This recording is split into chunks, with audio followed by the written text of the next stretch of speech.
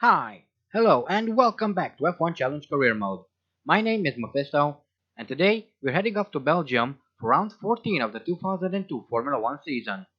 Let's get started. Located approximately 50 kilometers north of Liège, near the town of Spa, the exhilarating Spa-Francorchamps circuit combines long straights with a challenging mix of fast turns and chicanes. Winding its way among the forests in the foothills of the Ardennes Mountains, Spa-Francorchamps also has the longest lap of all the current Formula One circuits. And we start off with qualifying.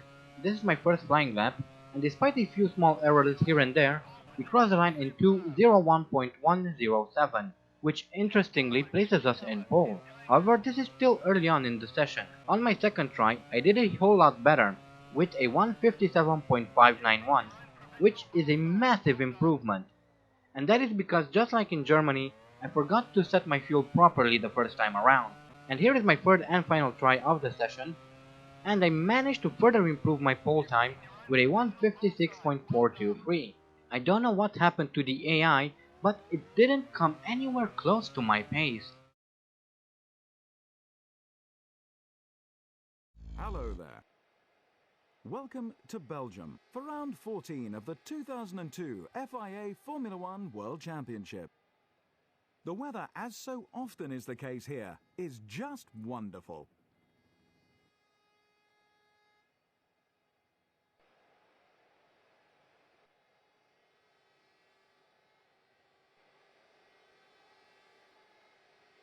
The Renault driver starts his race from first. Schumacher second. Juan Pablo Montoya just failed to match the pace of his championship rival, the Renault driver. Raikkonen fourth. David Coulthard fifth. Schumacher sixth.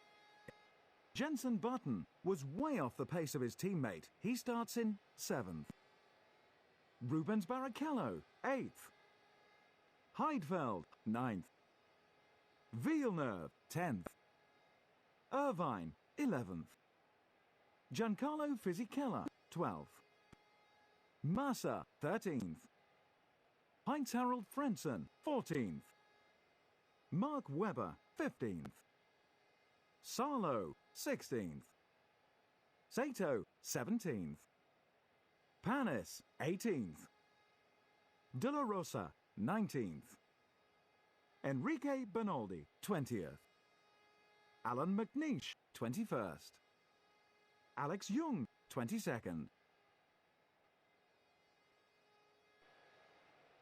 So here we are on the grid. We're starting from pole with Michael Schumacher beside me, Montoya behind, and teammate Jenson Button down in 7th. I don't know if you guys noticed the qualifying times, but Schumacher was about 5 seconds slower in quali, which is quite weird. In fact, there was no one besides me who managed to break the 2-minute mark. And as we come out of Les Sources, we have our very first incident of the race. But yeah, I find it really weird that the AI was so slow in quali, and it seems that they are slow in the race as well, as we already have a gap of around 1.5 seconds on Michael Schumacher. Here's the start once again. We pull away from the grid with no challenge from Schumacher whatsoever, and if you look at the top of your screen, you'll see one of the arrows standing still. As we come into the source, I easily defend my position, and I think I saw Coulthard gaining a few positions as well. Yes, he is now in third, and look at the gap between myself and Michael Schumacher. We are now on board with David Coulthard, who has an amazing start. He gets around his teammate, has a look at Montoya, makes slight contact, taps the wall, then taps the Williams again, and he's now in third, so well done to him. And we're now on board with Enrique Bernoldi.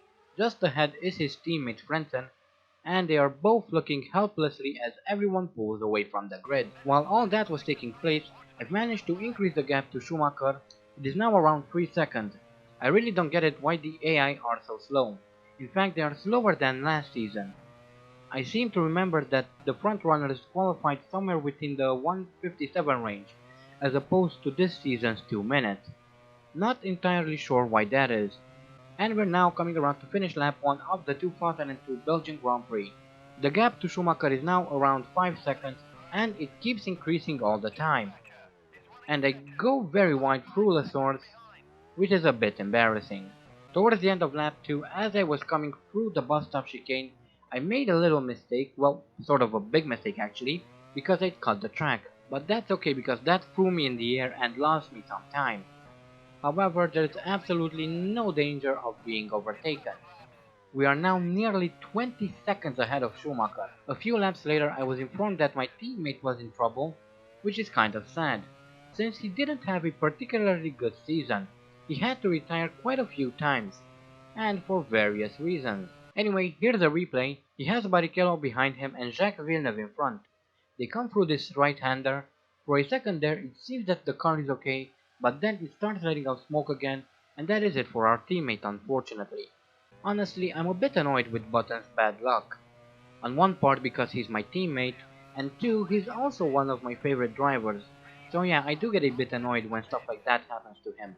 Around lap 8 I had to come in for fuel and tires, and by this point the gap between myself and Schumacher was so big that even if I had to change my rear wing, which takes 40 seconds, I'd still come out on top. I really have no idea why the AI was so slow during this race. Not only that, but despite this being one of my favorite tracks, I generally struggle a lot around here. So it makes no sense to me as to why I'm doing so well. Not like I still couldn't lose the race. One bad corner and it would be all over. Speaking of which, one lap after my pit stop, I went a bit too wide through this section, touched the curbing which unsettled the car, and I'm not kidding when I'm saying I thought this will be all over. I thought that I'll hit the wall, lose a wheel, and then some. Luckily that didn't happen. Later on, as I was coming across a back marker, I was informed of an incident somewhere on the track. So let's find out what it is. So here is the Minardi of Alex Young. He's about to be lapped by Montoya and Schumacher. They come through this right-hander. Young pulls to the side to let the faster cars through. However, Schumacher makes contact with the Minardi. It flies into the tire wall. Amazingly enough, it's still intact, although it is now lying on its back, and that's pretty much where it will remain for the rest of the race. But that was a pretty interesting crash, and I'm really amazed that nothing flew off the Minardi. And I bet you anything that if that was my car, it would be completely destroyed. We are now well within the closing stages of the race, only 2 more laps remaining I think, and the game decides to surprise us at the end. So let's have a look. And here we have Kimi Raikkonen with his teammate Coulthard and Michael Schumacher in front of him. They come through this set of right-handers, and as they exit the corner, Raikkonen's McLaren bursts into flames. And there in the back we can see the Minardi of Alex Young glitching out. Quite interesting to see retirements on the final 2 laps, but that's Grand Prix racing for you I guess. Anyway, since we've managed to keep our car intact until now, let's try to bring it home in one piece. We are just about to start our final lap when I'm informed of another incident. This is not. Anyway, let's have a look at what happened. Oh, and it appears that this is not the final lap yet. Here is Fisichella in his Jordan. He has one of the Saubers behind.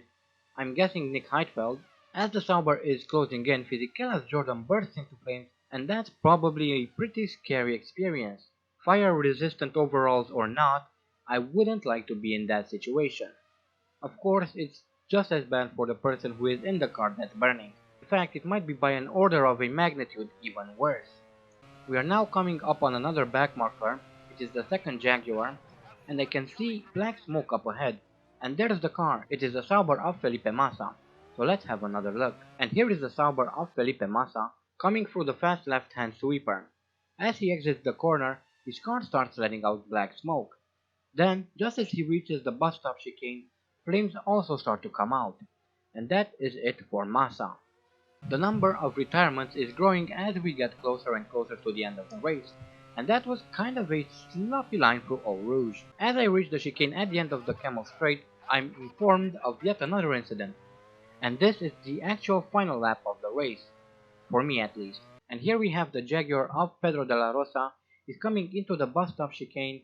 His car seems alright at the moment, and there's Massa's Sauber still burning away. As De La Rosa exits the chicane, he parks his car. Considering where it is stopped, it might cause some problems. Maybe not, who knows. In any case, let's finish the race.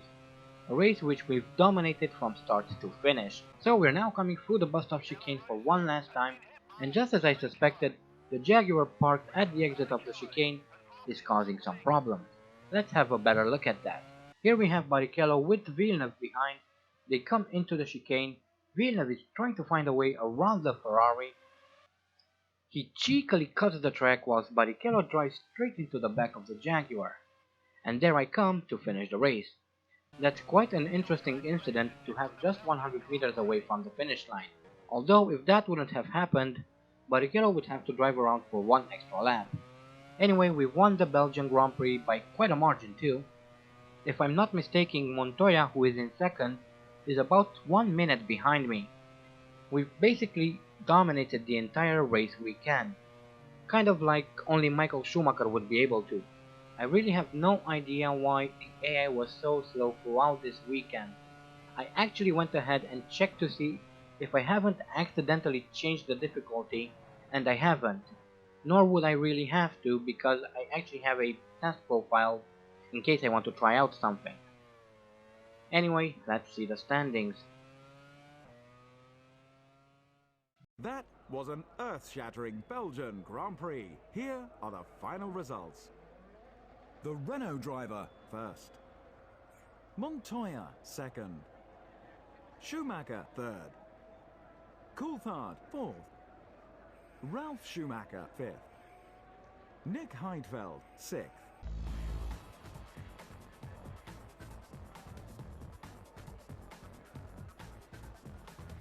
With the results confirmed, it's high time we updated the Drivers' Championship. Schumacher first. Michael Schumacher is obviously still leading the Drivers' Championship. He has 80 points. We are in second with 70 points. Montoya is third with 61 points. Coulthard is fourth with 41 points. In fifth we have Raikkonen with 37 points. Ralf Schumacher is sixth with 18 points. Heidfeld is seventh with 17 points. In eighth we have Button with 14 points. Ninth is shared by Fisichella and Barrichello with 7 points. Irvine is 10th with 5 points. Frentzen 11th with 3 points. In 12th we have De La Rosa with 2 points. And in 13th we have Villeneuve with 1 point. Ferrari stay ahead in the Constructors' Championship, despite having their lead reduced by this result. Renault are second, followed by the third-placed Williams. Ferrari still lead the Constructors' Championship with 87 points. Our team moves back up into second with 84 points. Williams move up into third with 79 points. McLaren drop down to fourth with 78 points. Sauber are fifth with 17 points. Sixth are Jordan and Jaguar with 7 points. Arrows are seventh with 3 points. And BAR are eighth with 1 point. So we've completely smashed the opposition this weekend. In quali we were 5 seconds faster than the second fastest car, and we've won the race, crossing the line more than 1 minute before Montoya, who finished second. Again, I have no idea why this happened, but what I do know is that we are now one step closer to the championship title. I said this the last time, but I'm going to say it again now. In order to win the title, I have to win all remaining races, and hope that Michael Schumacher finishes at least one of those races third or lower. Well, he finished third this race. Now it's only a matter of winning the next 3 races. I doubt that will happen, but it's nice to fantasize. Our next race is the Italian Grand Prix, where I expect Ferrari to mount a tough challenge. So we'll have to see how things go there. But until then, I hope you guys enjoyed this video. Thank you all so much for watching. Don't forget to visit the link in the description box below to vote for next season's team. And as always, stay sharp.